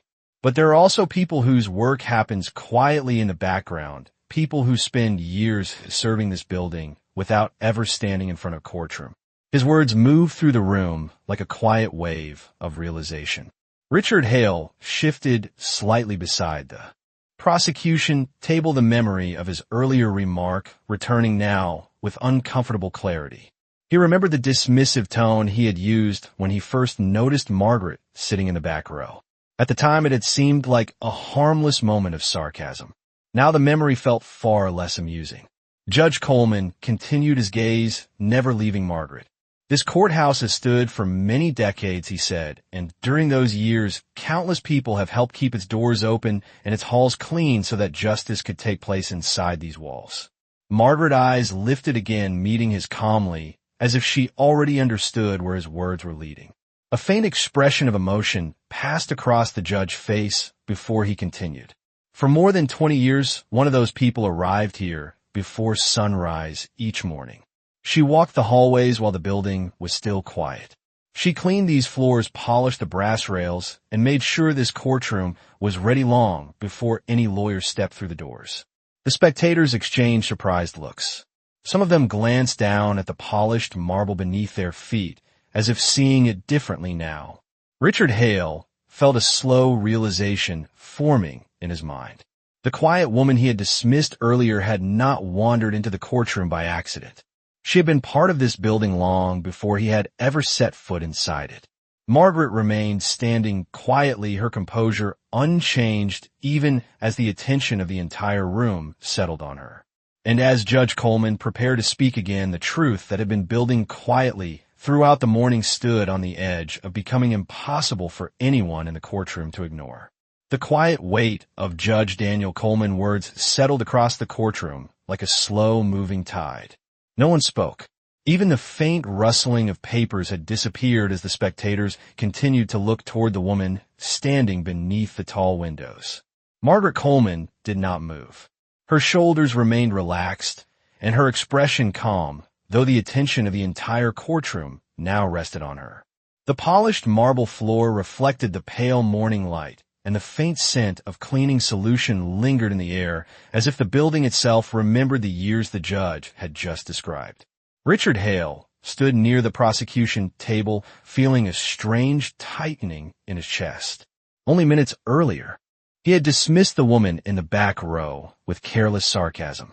At the time, the remark had seemed harmless, almost routine. Now the memory of his words returned with an uncomfortable weight. He glanced briefly toward Margaret again, studying her more carefully than before. She did not look offended. She did not look embarrassed. Instead, she carried the quiet composure of someone who had spent a lifetime standing in rooms where people underestimated her. Judge Coleman rested his hands lightly on the edge of the bench while the courtroom remained silent. His eyes had not moved from Margaret since he began speaking about her. There was pride in his expression, but also something deeper, something that spoke of gratitude that had taken years to fully understand. When he spoke again, his voice carried a steady warmth that reached every corner of the room. Many people who walk through these doors see only the lawyers and the judges, he said slowly. But the truth is that this building stands because of the quiet dedication of people who rarely receive recognition. Margaret lowered her eyes slightly, though her posture remained strong. The memories the judge had described were not distant to her. She could still remember the long nights walking these hallways, pushing a bucket of water across the marble floors while the courthouse slept. She remembered the sound of the mop against the tiles and the way the echo of her footsteps traveled through the empty corridors.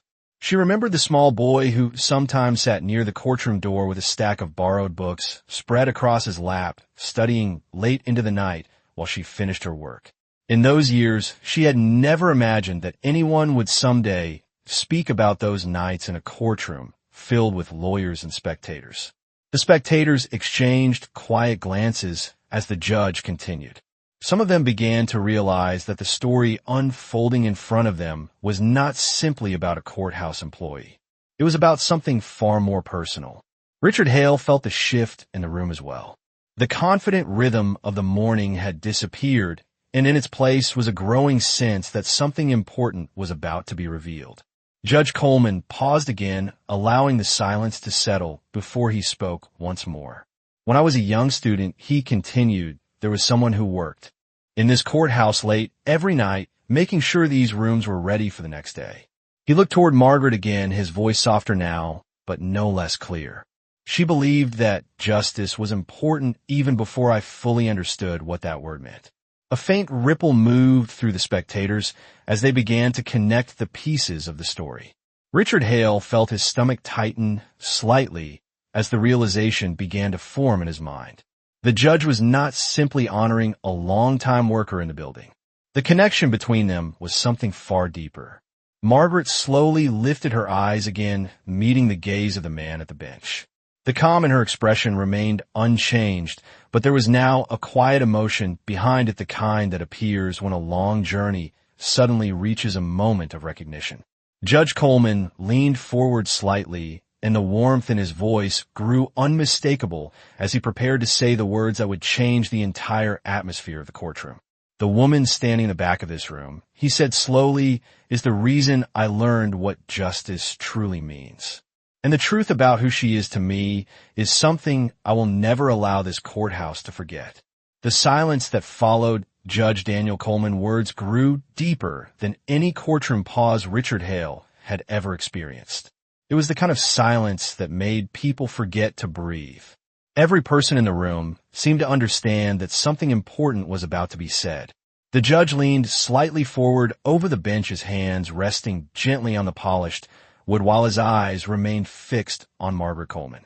The warmth in his expression no longer resembled the formal distance of a judge addressing a courtroom. It looked far more personal. Richard Hale felt the weight of the moment pressing quietly against him. His earlier remark returned to his mind again, this time sharper and far less amusing. He glanced toward the back row, once more studying Margaret in a way he had not done earlier. Now he noticed things he had overlooked before. The quiet steadiness in her posture. The calm confidence in the way she held herself even under the attention of the entire room. She did not look like someone who had wandered into the wrong place. She looked like someone who belonged there more than anyone else. The spectators leaned forward in their seats, waiting for the judge to continue. Some of them had begun to sense that the story unfolding inside the courtroom was far larger than the legal case that had brought them there that morning. Margaret met the judge's gaze without hesitation. The connection between them now felt visible to everyone present, though no one had yet spoken the truth aloud. Judge Coleman inhaled slowly, as if gathering the memory of many years before speaking again. When I was a young boy, he said, quietly, I spent many nights inside this courthouse long after the lawyers had gone home. A faint murmur moved through the spectators. The judge continued, his voice steady, but filled with quiet emotion. My mother worked here, cleaning these hallways and courtrooms. She would bring me with her, because she could not afford to leave me anywhere else. The words spread through the room like a sudden current of realization. Richard Hale felt the air shift around him. The connection he had begun to suspect now stood clearly before him. Judge Coleman's eyes softened as he looked toward Margaret again. While she worked, I would sit outside the courtroom doors with my school books, he continued. I listened to the echoes of the hearings during the day and try to understand the language of the law. I did not fully understand it at the time, but I knew that something important happened inside these rooms. The spectators exchanged stunned glances. The quiet woman standing in the back row was no longer just a former courthouse worker. She was part of the story that had shaped the judge himself. Margaret remained standing with the same calm dignity she had carried all morning. Her eyes glistened slightly, though she did not move. The memories the judge described were not new to her. They had lived quietly in her heart for many years. Judge Coleman's voice grew stronger as he continued. Every night, when my homework was finished, my mother would remind me that the people inside these rooms depended on fairness and honesty, he said. She told me that justice was not just a word used by lawyers. It was a responsibility. Richard Hale lowered his eyes for a moment, unable to ignore the uncomfortable realization forming in his mind. The woman he had mocked earlier was the person who had taught the judge sitting above him the meaning of justice. The courtroom remained silent as Judge Coleman prepared to speak again. His gaze moved once more across the room before returning to Margaret. Then, with a quiet certainty that carried across every bench and table, he said the words that finally revealed the truth no one had fully expected to hear. The woman standing in the back of this courtroom is not simply someone who once worked in this building. She is the person who raised me here while she cleaned these halls. She is my mother. The words seemed to stop time inside the courtroom. Every head turned toward Margaret again, but this time no one saw a quiet stranger sitting in the back row. They saw the woman who had quietly shaped the life of the judge who now presided over the room. The words spoken by Judge Daniel Coleman seemed to freeze the air inside the courtroom. For a moment, no one moved. No child krekith. No paper shifted across a desk. The entire room stared at the quiet woman standing beneath the tall windows as the meaning of the judge's statement settled slowly into every mind present. Margaret Coleman remained exactly where she was, her hands resting gently over the worn purse she had carried with her that morning. Her posture did not change, and her expression remained calm, though her eyes now reflected a quiet emotion that had been held carefully for many years. At the front of the courtroom, Richard Hale felt the color slowly drain from his face. Only minutes earlier, he had pointed toward that same woman with a careless remark meant to amuse the room. The memory now returned with painful clarity. The laughter that had followed his words echoed in his mind like something far more serious than a simple joke. He lowered his gaze toward the polished wood of the prosecution table, unable to immediately look back toward the gallery. Around him, the spectators whispered softly, the shock of the revelation spreading through the room like a ripple across still water. A woman seated near the aisle leaned toward the man beside her and spoke quietly while still staring toward Margaret. Another spectator shook his head slowly, as if trying to understand how the story he had just heard could have been hidden in plain sight all morning. Judge Coleman allowed the silence to linger before continuing. His voice carried the calm authority of the bench, but the warmth within it was unmistakable. My mother worked in this building for many years, he said. She arrived before sunrise and stayed long after the hearings ended. She made sure these rooms were ready every day, even when no one noticed her work. Margaret lowered her eyes, briefly, her humility unchanged even as the entire courtroom now looked at her with new understanding. The judge continued, his voice steady but filled with quiet pride. While she worked, I studied beside her in the hallways of this courthouse. I watched the people who came here seeking justice, and I listened to the words spoken inside these courtrooms. I did not know it then, but those nights shaped the path of my life. Richard Hale slowly lifted his head again, his eyes moving cautiously toward the back of the room. Margaret stood calmly, her gaze now directed toward the bench where her son sat. There was no triumph in her expression, only the quiet dignity of a woman who had carried her responsibilities without asking for recognition. The weight of what Richard had done earlier now settled heavily in his chest. The woman he had mocked had spent decades inside the very building where he now tried to prove himself as a lawyer.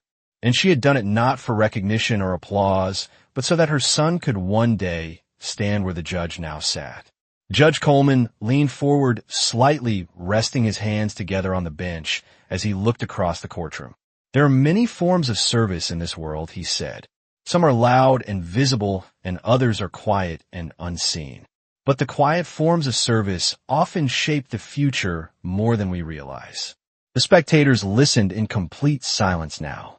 Even the bailiff, standing near the aisle, kept his gaze lowered in respect. Judge Coleman turned his attention briefly toward the attorneys standing before him. His eyes paused for a moment on Richard Hale, though his voice remained calm and measured. Every person who enters this courtroom deserves dignity, he said, not because of their position, but because of their humanity. The words were spoken gently, yet their meaning carried unmistakable weight. Richard felt the quiet sting of them settle into his thoughts. He straightened his posture, slowly realizing that the lesson unfolding inside the courtroom had little to do with legal arguments and everything to do with respect. Judge Coleman then looked once more toward the back of the room, where Margaret stood beneath the morning light. His expression softened again as the formal tone of the courtroom faded slightly. "Thank you for coming today," he said quietly. "Your presence here means more to me than anyone in this room can fully understand." Margaret gave a small nod, her eyes shining softly before she slowly returned to her seat. And as she sat down, the courtroom seemed to understand that the simple moment they had witnessed would be remembered far longer than the case that had originally brought them there. Margaret Coleman slowly lowered herself back onto the wooden bench in the final row, and for several seconds the courtroom remained suspended in a silence that felt heavier than before. The spectators who had come to watch a routine legal hearing now understood they had witnessed something far more personal. The quiet dignity of the woman in the back row had changed the atmosphere of the entire room. Richard Hale stood beside the prosecution table, feeling the weight of his earlier words pressing heavily on his mind. The laughter that had followed his remark now echoed in his memory with an uncomfortable sharpness. Only a short time earlier, he had assumed that the woman sitting quietly in the back did not belong in a courtroom like this. Now the truth stood clearly before him. She had belonged to this building long before he had ever walked through its doors. Judge Daniel Coleman adjusted the papers in front of him and allowed the room a moment to settle again. The formal rhythm of the courtroom slowly returned, but the quiet respect in the room had changed. When the judge finally spoke, his voice carried the calm authority of the bench once again. "We will now proceed with the hearing," he said. The simple words signaled the return of the legal process, yet the mood of the courtroom had shifted. Richard Hale inhaled, slowly gathering himself before stepping forward to address the bench. The confidence he had carried earlier that morning was still present, but it was tempered now with a new awareness. He cleared his throat and began speaking with careful precision. "Your Honor, the prosecution is prepared to present the opening argument." His voice remained steady, though inside his thoughts were moving through a quiet reflection he had not expected to experience that day. As he spoke, his eyes briefly moved toward the back of the courtroom, where Margaret Coleman now sat calmly watching the proceedings. She had returned to the same quiet composure she had carried all morning as if the attention of the entire courtroom had never happened. Richard continued outlining the details of the case, but a small part of his mind remained fixed on the moment that had just passed. The lesson of the morning was impossible to ignore. The woman he had dismissed with casual arrogance had spent years walking the halls of the same courthouse where he now tried to build his career. And while he had been studying case law in expensive classrooms, she had been quietly working long hours so that her son could sit in the very chair that now stood above the courtroom. Judge Coleman listened attentively to the argument in front of him, occasionally making notes on the documents before him. His expression had returned to the composed neutrality expected of a judge, but there was still a quiet warmth in his eyes whenever his gaze moved briefly toward the back row. The hearing continued as the defense attorney responded with her own carefully prepared remarks. The legal discussion unfolded with measured professionalism, but the energy in the room remained different from before. The spectators listened with unusual attentiveness, aware that the lesson they had just witnessed carried meaning beyond the courtroom walls. At one point, Richard paused briefly between points of his argument and glanced toward Margaret again. She noticed the movement and gave a small respectful nod, as if acknowledging the shared understanding that had formed during the morning. Richard returned the gesture almost imperceptibly before continuing his statement to the bench. It was a small moment, but it carried a quiet recognition of humility that had not existed earlier in the day. The hearing moved forward steadily as the attorneys presented their arguments, and the judge asked several thoughtful questions. Yet beneath the formal structure of the proceedings, the deeper message of the morning continued to resonate through the room. The people seated on those wooden benches now understood that the foundations of justice were built, not only by the voices that argued inside the courtroom, but also by the quiet sacrifices of people whose work often went unnoticed. And in the final row beneath the tall courthouse windows, Margaret Coleman watched the hearing with calm pride, knowing that the values she had carried through years of quiet work had found their way into the heart of the courtroom through the life of her son. The hearing continued with the steady rhythm that every courtroom eventually returns to after an unexpected moment. Lawyers spoke. Papers moved quietly across the polished tables. The low hum of voices rose and fell as arguments were presented and questions were answered. Yet the atmosphere inside the courtroom had permanently shifted. The story that had unfolded only minutes earlier still lingered in the thoughts of everyone present. Richard Hale stood at the prosecution table, finishing a careful explanation of a financial document related to the case. His voice remained clear and professional, but the tone carried a level of respect that had not been there earlier that morning. He no longer spoke with the careless confidence of someone trying to dominate the room. Instead, he spoke with the measured focus of someone who had been reminded that every person inside the courthouse carried a story he might not yet understand. Judge Daniel Coleman listened attentively while reviewing the evidence presented before him. His questions were thoughtful and precise as he guided the attorneys through the remaining points of the hearing. The legal discussion unfolded in a calm and orderly manner, but the attention of the spectators remained unusually strong. They were listening not only to the legal arguments, but also to the quiet meaning behind the moment they had witnessed earlier. In the final row, Margaret Coleman sat peacefully watching the proceedings. Her hands rested gently over the worn purse in her lap, just as they had when the morning began. The soft light from the courthouse windows continued to fall across the marble floor beside her shoes. She looked exactly as she had earlier, except now the people around her understood who she was. A woman seated 2 rows ahead turned slightly and looked back toward Margaret with a small, respectful smile. Another spectator gave a quiet nod of acknowledgement. Margaret responded only with the same calm composure she had always carried. Recognition had never been the reason she came to the courthouse that morning. She had simply wanted to see her son doing the work he believed in. At the front of the room, Richard Hale completed the final sentence of his argument and stepped back from the table. "Your Honor, the prosecution rests its opening statement," he said calmly. Judge Coleman nodded once and made a final note on the papers before him. The defense attorney then stood and presented her response with careful clarity. The courtroom followed the exchange with respectful attention, until the final point of the morning hearing had been addressed. After a brief pause, Judge Coleman leaned slightly forward at the bench. "The arguments presented today will be reviewed carefully," he said. "The court will issue its preliminary ruling later this afternoon." His voice carried the calm authority expected of his position, yet there was still a quiet warmth in the way he spoke. He then looked briefly across the room, allowing his gaze to move once more toward the back row where Margaret sat. For a moment their eyes met again. It was a simple glance, yet it carried years of shared memory between them. The boy who had once studied law books under the courthouse lights now sat at the highest bench in the room, while the woman who had worked through countless nights to support him watched quietly from the gallery. Judge Coleman then addressed the courtroom once more. "Court will recess for 15 minutes, he said.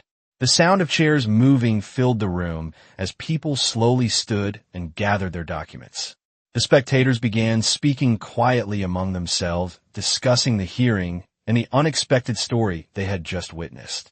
Richard Hale carefully closed his folder and remained standing for a moment before turning toward the gallery. His eyes found Margaret again. The hesitation in his expression showed the internal reflection that had been building throughout the morning. After a brief pause, he walked slowly toward the back row.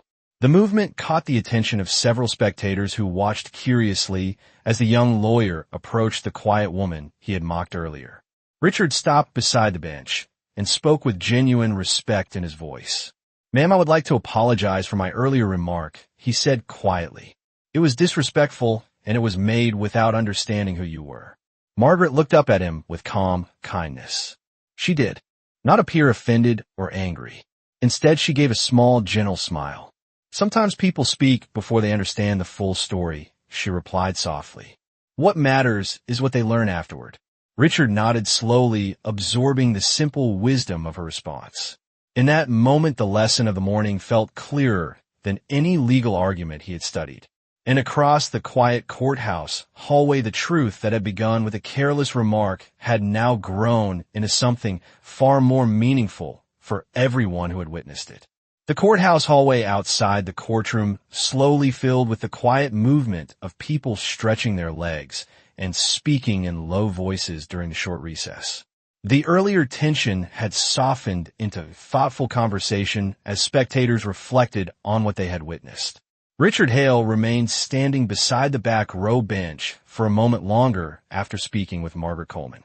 Her gentle response had settled deeply into his thoughts. For the first time since the morning began, he understood how quickly assumptions could turn into mistakes. Margaret gave him a calm nod before turning her attention back toward the courtroom door, where several people were beginning to return to their seats. Richard stepped away respectfully and walked back toward the prosecution table. His posture carried a new sense of humility that had not been there earlier that morning. The bailiff soon called the courtroom back to order, and people slowly returned to their places. The quiet rustle of clothing and papers filled the room again as the judge re-entered and the hearing resumed. Judge Daniel Coleman returned to the bench with the same composed authority he had shown all morning. The courtroom stood briefly before sitting once again as he prepared to deliver the preliminary ruling on the matter before the court. The legal details of the case were addressed carefully and with fairness. After reviewing the arguments presented by both attorneys, Judge Coleman explained his reasoning clearly and issued a balanced decision that reflected the evidence and the law. His voice remained steady and professional, but there was a quiet depth behind his words that came from years of understanding what justice truly required. The hearing eventually concluded, and the sound of the gavel marked the end of the proceedings. "Court is adjourned," he said calmly. The spectators slowly began gathering their belongings, and the room filled with the low murmur of people preparing to leave. Lawyers exchanged brief conversations while the court staff organized the remaining documents on the tables. Richard Hale packed his folder carefully before pausing for a moment and glancing once more toward the back of the courtroom. Margaret Coleman was still seated beneath the tall windows, exactly where she had been throughout the hearing. The sunlight now fell across the marble floor in long afternoon reflections. For a moment, the busy courthouse seemed to quiet around her. Judge Coleman stepped down from the bench and walked toward the gallery after the room had mostly cleared. The formality of the courtroom faded as he approached the final row where Margaret waited. "Mother," he said softly. Margaret stood and looked at him with the same calm pride she had carried all day. "You did well today," she replied. Judge Coleman smiled, gently, the expression of a son rather than a judge. "I learned that from you," he answered. They stood together for a moment in the quiet courtroom, the years of hard work and sacrifice silently present between them. Across the room, Richard paused at the doorway, watching the scene briefly before leaving the courthouse with a thoughtful expression. The lesson of the day had stayed with him. Outside the courthouse, the afternoon sun warmed the wide stone steps where people moved in and out of the building carrying their own stories and struggles. Justice inside those walls would continue day after day through the voices of lawyers and judges. But the foundation of that justice often began long before the courtroom opened. It began with people like Margaret Coleman, whose quiet dedication had shaped a future she once could only hope for. She had never been rich, and she had never held power. Yet through patience, kindness, and unwavering belief in the value of hard work, she had changed a life that now carried justice forward for others. And as the courthouse doors slowly closed behind them, that afternoon the truth of the moment remained clear. She had come quietly and sat in the back row without asking for recognition. But in the end, the entire courtroom had remembered exactly what real dignity looked like.